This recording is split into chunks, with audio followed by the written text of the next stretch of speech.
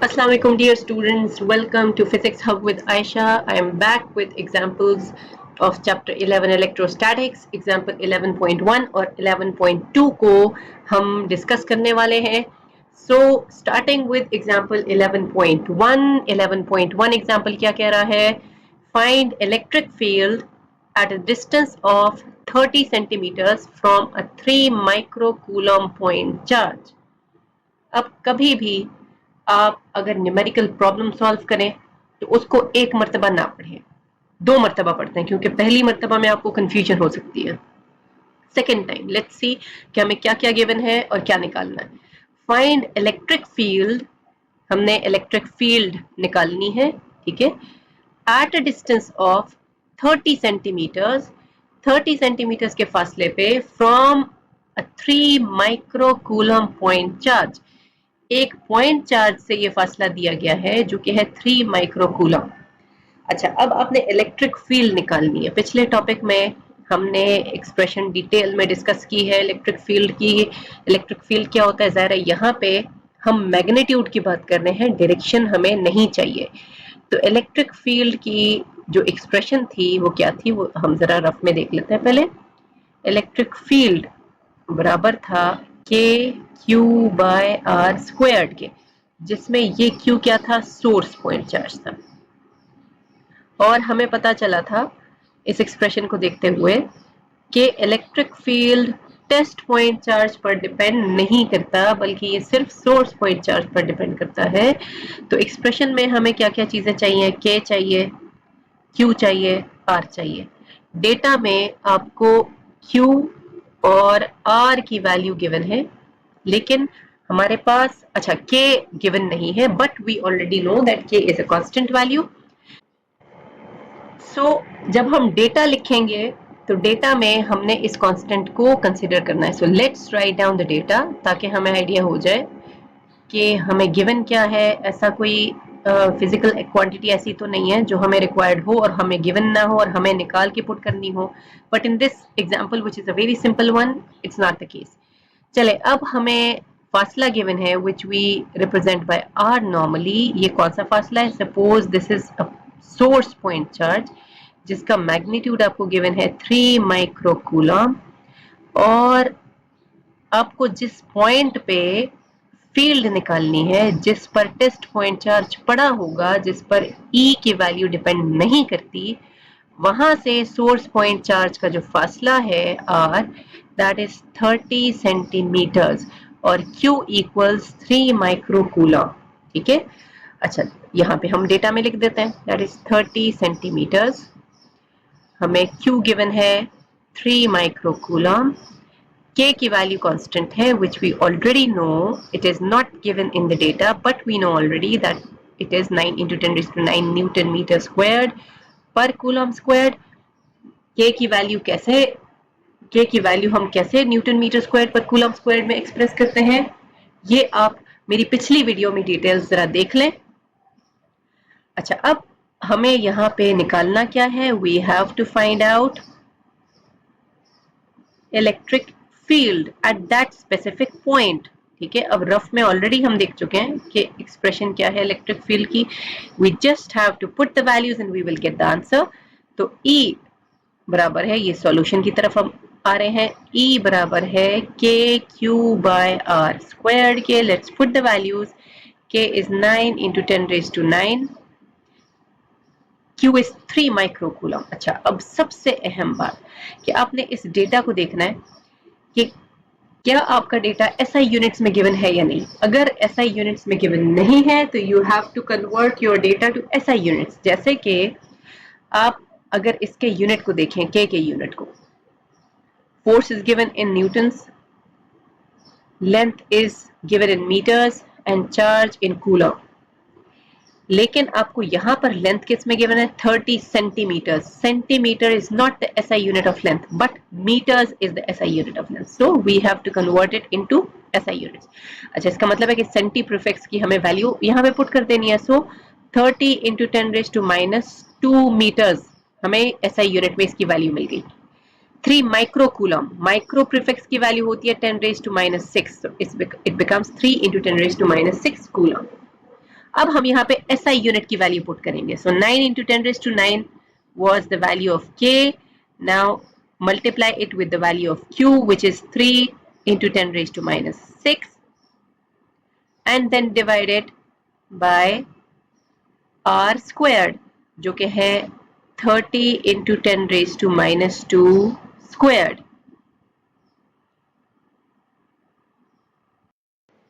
अब बहुत सारे स्टूडेंट्स को कैलकुलेटर का यूज नहीं आता, तो मैं आपको बता दूं कि कैलकुलेटर में आपने क्या प्रेस करना है. 9, फिर EXP का बटन है फॉर एक्सपोनेंशियल, देन 9, 3 एक्सपोनेंशियल का बटन, फिर minus 6.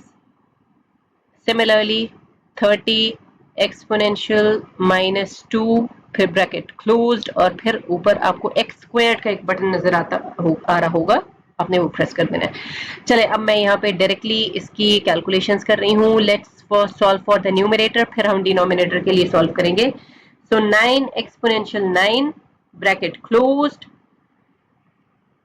then multiply it with 3 exponential minus 6 bracket closed, फिर इक्वल टू का बटन जरूर प्रेस करें, अदरवाइज ये सेकंड जो फैक्टर है उसको डिवाइड कर देगा इस वैल्यू से. So I am getting 27,000. So divide it by, अब आप निकाल लें 30 एक्सपोनेंशियल minus 2 squared.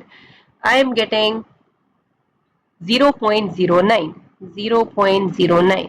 सो 27,000 को डिवाइड करके देखते हैं 0.09 से. Let's see what do we get. 0.09. I am getting, आप भी साथ साथ अपने कैलकुलेटर से इसको सॉल्व करते जाएं, देखें कि आपका आंसर कैसा आ रहा है, करेक्ट आ रहा है या नहीं. अगर करेक्ट नहीं आ रहा तो आप मेरी इंस्ट्रक्शंस को जरूर फॉलो करें कि कैसे आपने बटन्स को प्रेस करना है. So I am getting this value for E. तो E की वैल्यू हमें क्या मिली है, 3 के साथ 5 zeros लगे हुए, but still I have to put the unit here. E किसके बराबर था, the force which was experienced by a unit positive test charge. और जब हमने इसका यूनिट देखा था that was newton per coulomb, तो यहां पर हम लगा देते हैं न्यूटन पर कूलम. लेकिन अकॉर्डिंग टू साइंटिफिक नोटेशन हमें डेसिमल को फर्स्ट नॉन जीरो डिजिट के बाद प्लेस करना होता है. फर्स्ट नॉन जीरो डिजिट यहाँ पे 3 है. डेसिमल आपको नजर नहीं आ रहा है, इसका मतलब है कि एक्सट्रीम राइट पे आप इसको कंसिडर कर सकते हैं. आप कितने टाइम्स शिफ्ट करेंगे, 1 2 3 4 5 टूवर्ड्स लेफ्ट. जितने टाइम्स आप प्रेस करेंगे 10 पर पावर उतनी ही अपीयर हो जाएगी इन पॉजिटिव. लेकिन अगर आप टूवर्ड्स लेफ्ट टूवर्ड्स राइट आप शिफ्ट करेंगे तो फिर नेगेटिव होगी. तो यहाँ पे E हमें मिल गया 3 into 10 raised to 5 Newton per coulomb. ठीक है, अब ये हमारे पास सॉल्यूशन हो गया फॉर एग्जाम्पल 11.1, जो कि बहुत ही सिंपल है, इसको सॉल्व करना कोई मसला नहीं है. बट जो कॉन्सेप्ट्स हैं असल वो नेक्स्ट न्यूमेरिकल प्रॉब्लम में है. तो आप इस न्यूमेरिकल प्रॉब्लम को मुश्किल समझ के कभी भी स्किप मत कीजिएगा. कॉन्सेप्ट्स को जरूर समझें. फर्स्ट ईयर के कॉन्सेप्ट्स आपको काम आने वाले हैं. इसमें ढेर सारे कॉन्सेप्ट्स हैं ऐसे जो आपने फर्स्ट ईयर में पढ़े हुए हैं, जो आपको आने चाहिए. ठीक है, फर्स्ट ईयर आपकी जान नहीं छोड़ेगा. So better clear your concepts. जो आपके कॉन्सेप्ट्स हैं उनको क्लियर करें. अगर आपको किसी भी कॉन्सेप्ट को समझने में मसला हो तो do let me know in the comment box, और मुझसे जरूर आप पूछें ताकि मैं वो प्रॉब्लम्स आपके क्लियर कर सकूं. चलें आते हैं एग्जाम्पल 11.2 की तरफ. एग्जाम्पल 11.2 में क्या कहा जा रहा है, 2 small spheres each having a mass of 0.1 gram are suspended from a point with the help of a thread 20 centimeters long. They are equally charged and they repel each other to a distance of 24 centimeters. What is the charge on each sphere? Sir के ऊपर से गुजर गया, दोबारा पढ़ते हैं. इतना हमें आइडिया हो गया कि 2 स्फेयर्स की बात हो रही है जिस पर कोई चार्ज है और जिसको सस्पेंड किया गया है. बहरहाल क्लियर नहीं है, दोबारा पढ़ते हैं. और यहाँ पर एक प्रॉपर फिगर ड्रॉ करेंगे. फिगर आपने जरूर ड्रॉ करनी है. फिगर के बगैर कभी भी आप न्यूमेरिकल प्रॉब्लम को सॉल्व करने की कोशिश ना करें. दोबारा पढ़ते हैं क्वेश्चन को। टू स्मॉल स्फेयर्स, दो स्फेयर्स हैं, each having a mass of 0.1 ग्राम। दोनों स्फेयर्स का जो मास है यानी अलग अलग वो 0.1 ग्राम है। फ्रॉम और are suspended from a point, एक पॉइंट से दोनों सस्पेंडेड है। सपोज कि ये वो पॉइंट है जहां से दोनों चार्जेस सस्पेंडेड है। ठीक है, ये एक चार्ज यहाँ सस्पेंड हो गया, ये चार्ज जो है वो थ्रेड्स की मदद से यहाँ सस्पेंड हुआ हुआ है। अच्छा, फिर आगे क्या कह रहे हैं? From a point with the help of a thread 20 centimetres long. Thread का जो लेंथ है वो 20 सेंटीमीटर्स है। They are equally charged and they repel each other. अब इन पर चार्ज स्टोर किया जाता है, इनको चार्ज किया जाता है। जैसे ही इन पर चार्ज आया, दोनों ने एक दूसरे को रिपेल कर दिया। कितना रिपेल किया? 24 सेंटीमीटर के फासले से। सपोज कि ये हो गया दूसरा स्फेयर, इनके बीच में फासला कितना आया? 24 centimetres. Let me write it over here, 24 centimetres इनके बीच में फासला हुआ। अच्छा, लेंथ हमें कितना बताया गया है? 20 सेंटीमीटर्स। इन दोनों पर same quantity of charge store किया गया है। Let the charge be represented by Q. ये भी क्यू है, ये भी क्यू हो गया। अच्छा, आगे क्या कह रहे हैं? दोनों एक दूसरे को रिपेल कर रहे हैं, यानी इस पर जो फोर्स लग रहा है वो इस डायरेक्शन में है और इस पर जो फोर्स लग रहा है वो इस डायरेक्शन में है। ठीक है, what is the charge on each sphere? दोनों स्फेयर्स में से किसी एक स्फेयर की बात कर लेते हैं। इस पर कितना चार्ज है, यानी हमें बेसिकली इस Q की वैल्यू को निकालना है। Q कितना होगा? यहाँ पे मैं एक क्वेश्चन मार्क साइन जो है वो लगा देती हूँ। चले पहले डेटा लिख लेते हैं, उसके बाद फिर हम आगे बढ़ते हैं, कॉन्सेप्ट समझेंगे। इसके बाद डेटा में हमें क्या क्या गिवन है। पहले जो ट्राइंगल बनी है इसको जरा नाम दे देते हैं। इसको नाम दे देते हैं A B C। फिर आगे देखेंगे, अगर हमें कंसिडरेशन की जरूरत पड़ी तो फिर हम नाम देंगे। चलिए, डेटा में हमें क्या क्या गिवन है। डेटा में हमें गिवन है सबसे पहले मास। मास कितना है? किसी एक का हमें चार्ज निकालना है तो हम किसी एक के ही मास को कंसिडर कर लेते हैं। मास हमें गिवन है 0.1 ग्राम। ठीक है, उसके बाद हमें लेंथ गिवन है थ्रेड का विच इज 20 सेंटीमीटर्स। इसके बाद इनके बीच में जो सेपरेशन डिस्टेंस है जिसको हम r से रिप्रेजेंट करते हैं नॉर्मली, वो हमें गिवन है 24 सेंटीमीटर्स और हमें चार्ज की वैल्यू निकालनी है। तो जरा हम रफ में पहले देख लेते हैं कि चार्ज की वैल्यू हम कैसे निकाल सकते हैं। हमें यहाँ पे रिपल्शन के बारे में बताया गया है। तो रिपल्शन जाहिर है फोर्स के बगैर तो हो नहीं सकती। इसका मतलब है इस सिम्त में ये रिपल्सिव फोर्स अप्लाई हो रहा है, इस सिम्त में ये रिपल्सिव फोर्स आ रहा है। ठीक है, इट मींस फोर्स की एक्सप्रेशन जो कि हमें कूलॉम्स लॉ से मिलती है इलेक्ट्रोस्टैटिक फोर्स के तौर पे, हम उसी की एक्सप्रेशन को यहाँ पे यूज करेंगे और उसी की एक्सप्रेशन की मदद से हम Q की वैल्यू निकालेंगे। ये क्या फॉर्म लेगा? KQ1 Q2 bye R squared. दोनों ही हमारे पास Q1 और Q2 Q के बराबर हैं, तो हमें F मिल जाएगा KQ squared by R squared के। तो यहाँ से Q स्क्वायर्ड को रीअरेंज करेंगे हम इसके लिए। इसका मतलब है हमें कूलॉम्स लॉ को यूज करना है, जहां पर K भी हमें नीडेड है। K की वैल्यू डेटा में गिवन नहीं है, बट वी शुड नो कि what is the value of K, that is 9 into 10⁹ newton metre squared per coulomb squared. ये यूनिट कैसे निकालते हैं ये मैंने पिछले लेक्चर में बताया हुआ है। चले, अब नीड हमारी क्या है? Q हमें निकालना है। अब हम बाकायदा आ जाते हैं सॉल्यूशन की तरफ, जो हमने रफ में वर्क किया था ये देखने के लिए कि डेटा में हम क्या क्या लिखे हैं, इसको रेज कर देते हैं। एक्सप्रेशन हमें क्लियर है कि हमने कौन सी एक्सप्रेशन यूज करनी है, लेकिन मसला ये है कि उस एक्सप्रेशन में फोर्स हमारे डेटा में मौजूद नहीं है। सॉल्यूशन में ही बढ़ते हैं। हमें फोर्स बराबर चाहिए KQ squared by R squared के।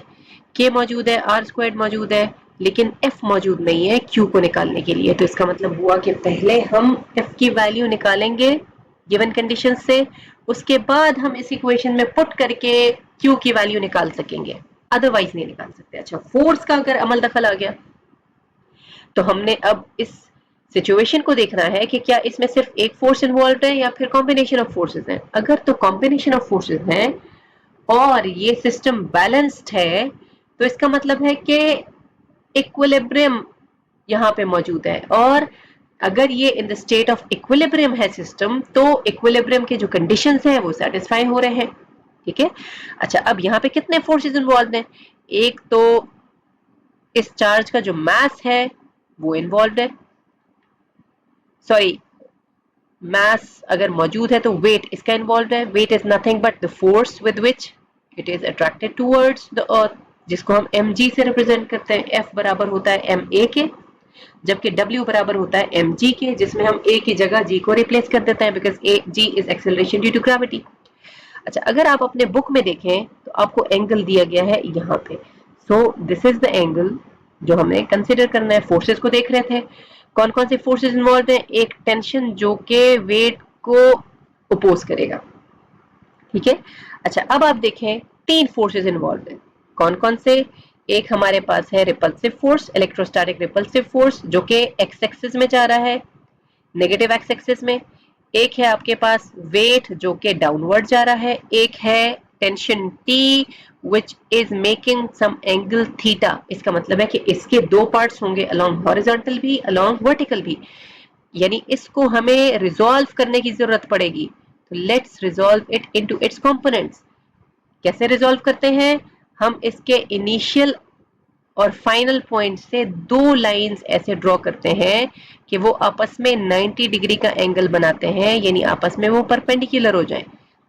इनिशियल पॉइंट से और फाइनल पॉइंट से हमने दो लाइंस कुछ इस तरह से ड्रॉ किए कि वो आपस में 90 डिग्री का एंगल बनाए। तो इसका मतलब है हमें इस टेंशन के दो हिस्से मिल गए।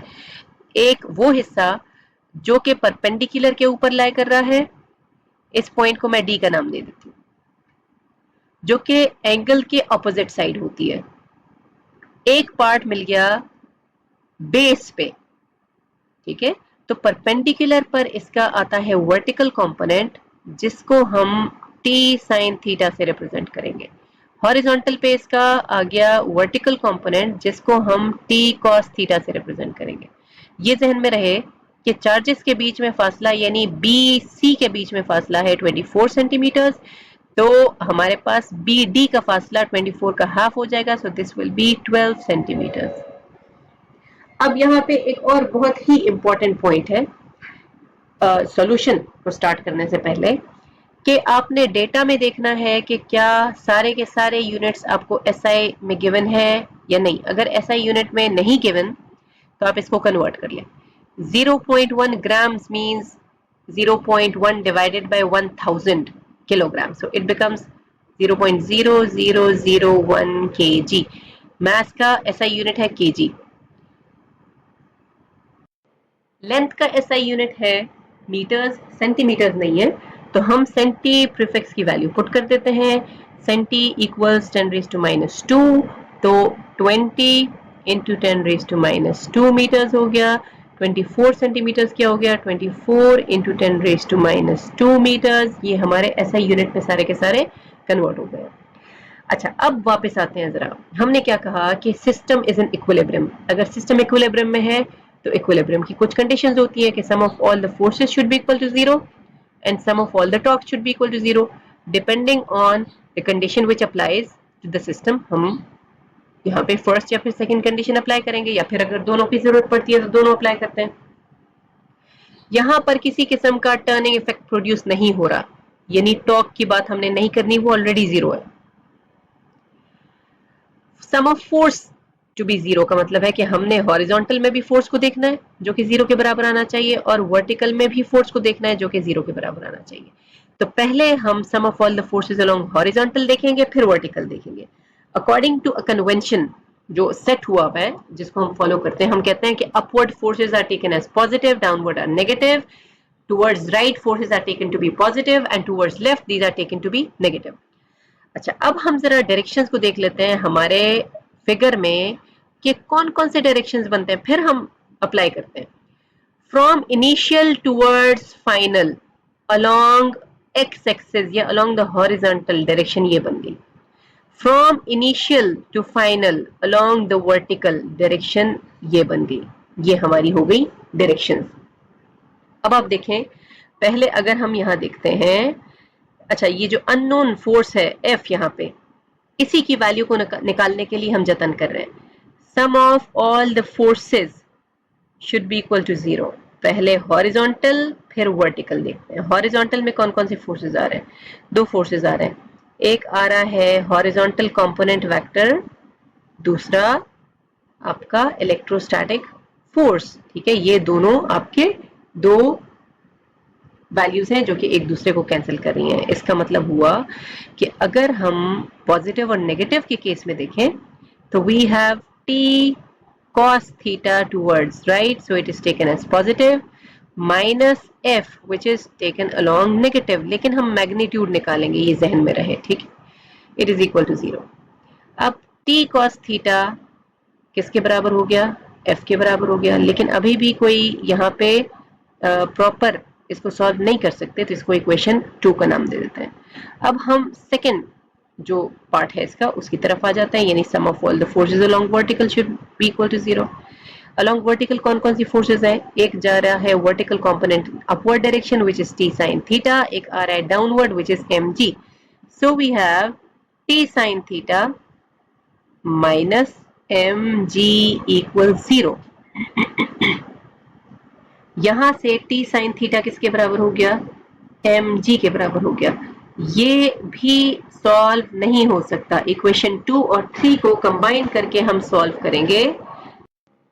अब हम इक्वेशन 2 और इक्वेशन 3 के थ्रू सॉल्व करते हुए फोर्स की वैल्यू निकालने के लिए आगे बढ़ेंगे। So let's divide equation 3 by equation 2। यहां पे मैं एक स्ट्रेट लाइन ड्रॉ कर लेती हूँ। चले इक्वेशन 3 को इक्वेशन 2 से डिवाइड कर लेते हैं ताकि हमें फोर्स की वैल्यू मिल सके। टी साइन थीटा को हम डिवाइड कर देते हैं टी कॉस थीटा से, और एम जी को डिवाइड कर देते हैं एफ से, क्योंकि इक्वेशन 3 को इक्वेशन 2 से डिवाइड करना पड़ रहा है। तो T sine theta divided by T cos theta और M G divided by F, ये हमें मिल गया।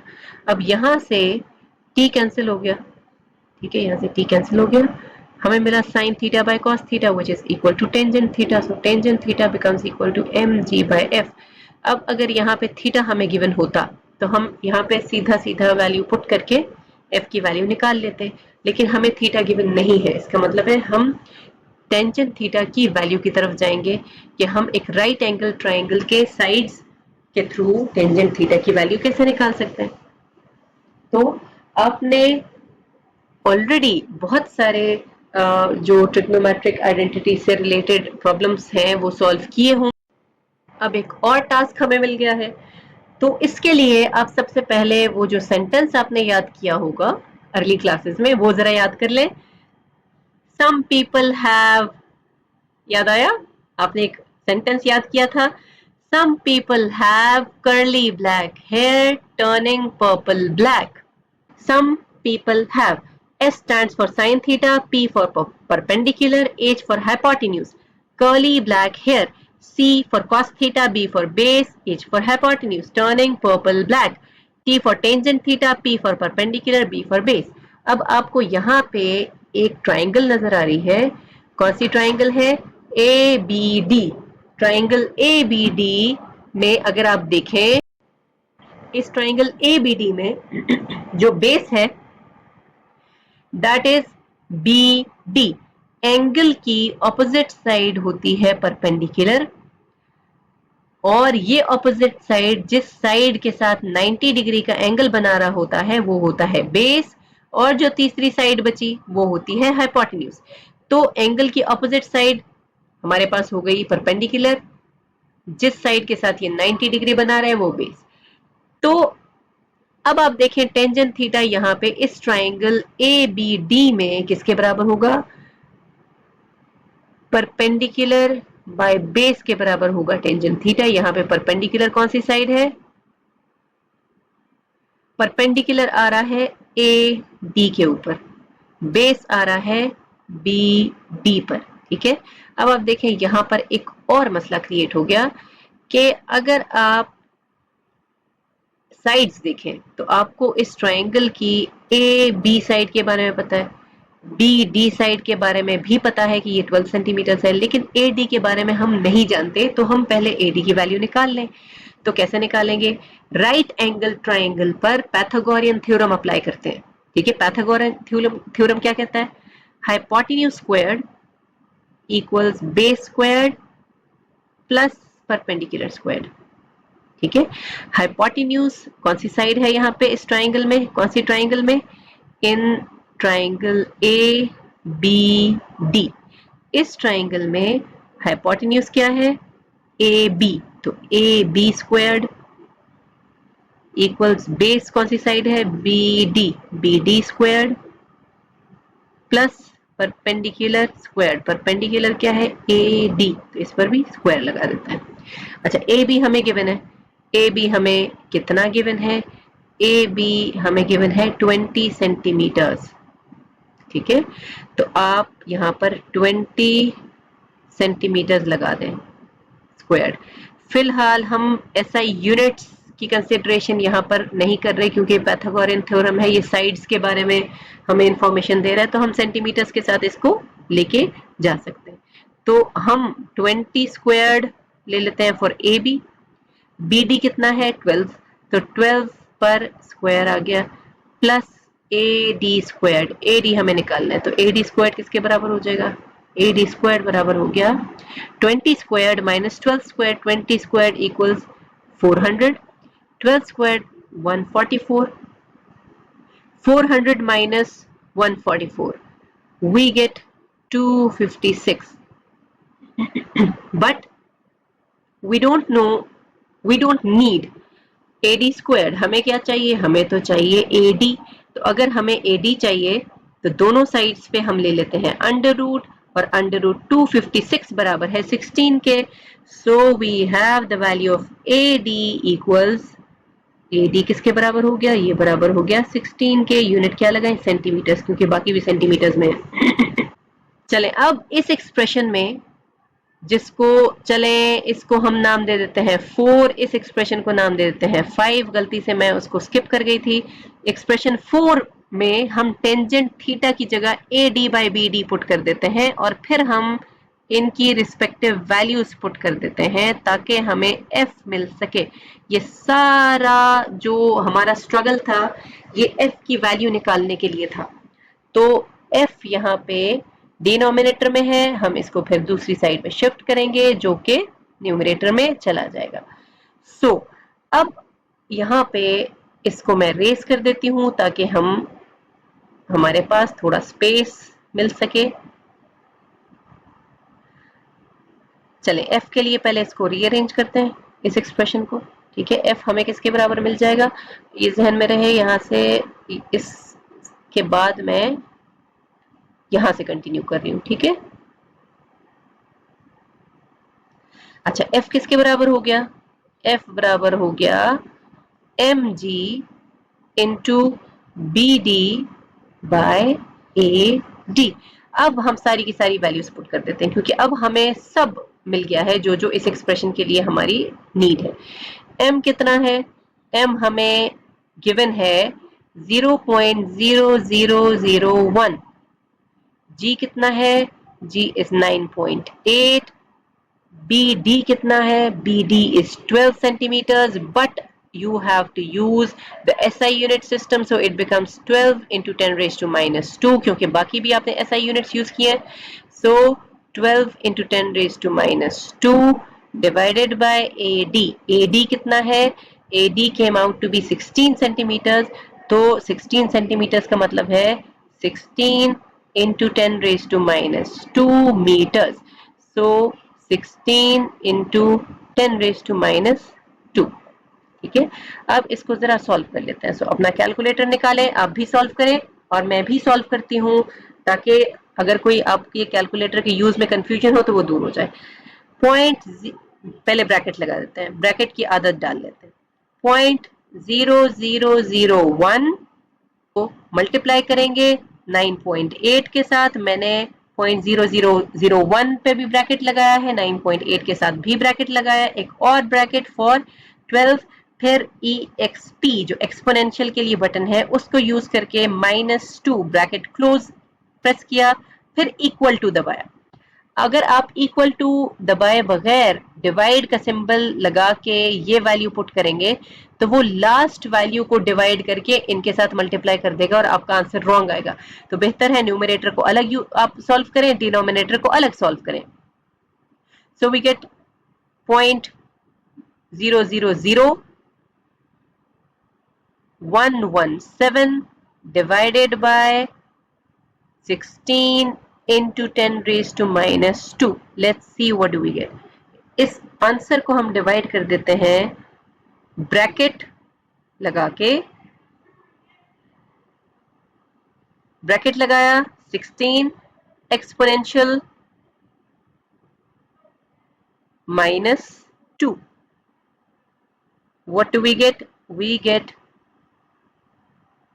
0.000 0.000735। तो इस पर यूनिट लगा देते हैं न्यूटन। लेकिन अगेन साइंटिफिक नोटेशन में हम फर्स्ट नॉन जीरो डिजिट के बाद डेसिमल प्लेस करते हैं, तो यहाँ पे आप डेसिमल को शिफ्ट कर सकते हैं 1 2 3 4, ठीक है, 4 टाइम्स। लेकिन कहाँ जा रहा है? टूवर्ड्स राइट जा रहा है, तो अगर टूवर्ड्स राइट जा रहा है इसका मतलब है पावर नेगेटिव होगा। सो 7.35 इंटू 10 रेज टू -4 न्यूटन हमारा फोर्स हो गया। अब वो फोर्स हमें मिल गया है जिसकी हमें जरूरत थी। अब इक्वेशन 1 में वैल्यू पुट कर लेते हैं और हमें आंसर मिल जाएगा। So let's put the values in equation 1। अब ये फिगर मैं रेस कर देती हूँ क्योंकि जो जो हमारी नीड थी वो हमने यहाँ पे देख ली है। आप जब ये न्यूमेरिकल प्रॉब्लम सॉल्व करेंगे तो कॉर्नर में जरूर ये फिगर ड्रॉ कीजिएगा, उसके बाद आगे बढ़िएगा। चलें, let's now put the values for Q square जो हमारी बेसिक नीड है। ठीक है, यहाँ पे इस बेसिक नीड नहीं है but basically we need Q in this numerical problem. So equation 1 कह रहा था कि f बराबर है K Q squared by R squared. We need Q squared, so it becomes F R squared by K. अब f मौजूद है हमारे पास, let's put all the values and let's get the answer. q squared बराबर हो जाएगा 7.35 into 10 raise to -4। r कितना है? r है 24 इंटू 10 रेज टू -2, इस पर आ गया square, divided by k which is 9 into 10 raise to 9। Unit की बात हम लास्ट में करेंगे, आप इसके साथ यूनिट्स मत लगाइए क्योंकि फिर कैंसिलेशन में कंफ्यूजन होगी। अगर आपसे गलती हो जाएगी तो आपके मार्क्स कटने के चांसेस हैं। तो बेहतर है कि आप फिजिकल क्वांटिटी पहले से निकाल लें, उसके बाद फिर आप यूनिट पुट करें। सो न्यूमरेटर को अलग सॉल्व करते हैं, डिनोमिनेटर को अलग सॉल्व करते हैं। अच्छा, अब हम इसको सॉल्व कैसे करेंगे मैं आपको साथ साथ बताती जा रही हूँ। आपने वैसे वैसे कैलकुलेटर पे प्रेस करते जाना है, ठीक है।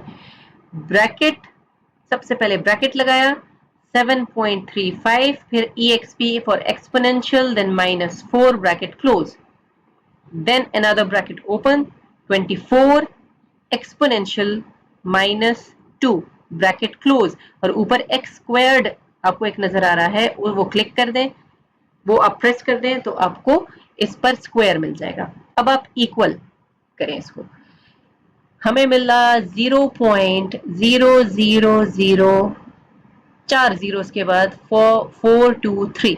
अब इसको डिवाइड करें 9 इंटू 10 रेज टू 9 से। So divide by 9 with bracket, पहले ब्रैकेट लगाया फिर 9 exponential 9 bracket close. What do we get? We gate